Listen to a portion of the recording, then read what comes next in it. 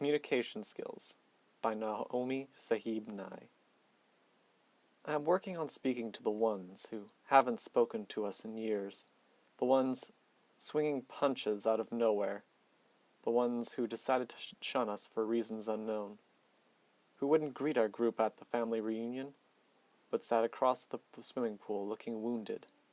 The strength of the strangers will help us survive. The strangers are so generous, they don't know our faults, our flaws, so they hope for the best, muttering good morning when you pass at the bridge.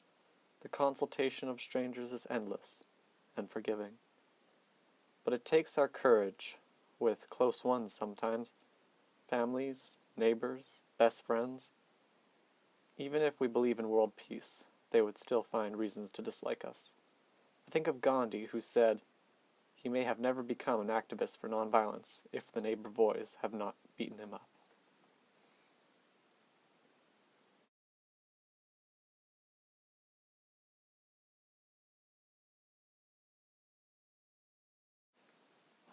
If we could all talk to each other and speak our differences, would we still fight? If we could see our own biases, would we still believe what we do? Many forms of discrimination are based on fear, and all the others are grounded in the unknown.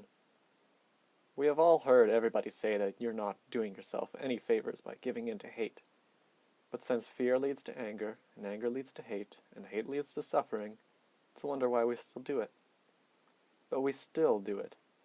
And while the who, what, when, where, and how are easy, the why still questions people to this day. It is obvious that it is just the sinful human nature is the culprit, but that still does not answer our why. There are always individual reasons why a war starts. Could it just be the lack of communication? It was, after all, the confusion at the Tower of Babel that brought discourse to the earth.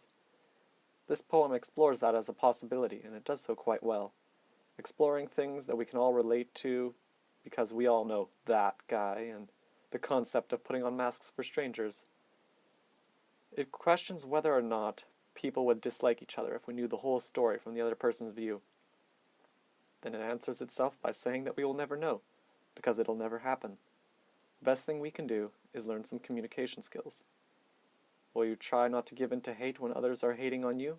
Or when you realize you fall on the other end of the spectrum, will you be the one to look beyond your difference and not succumb to prejudice?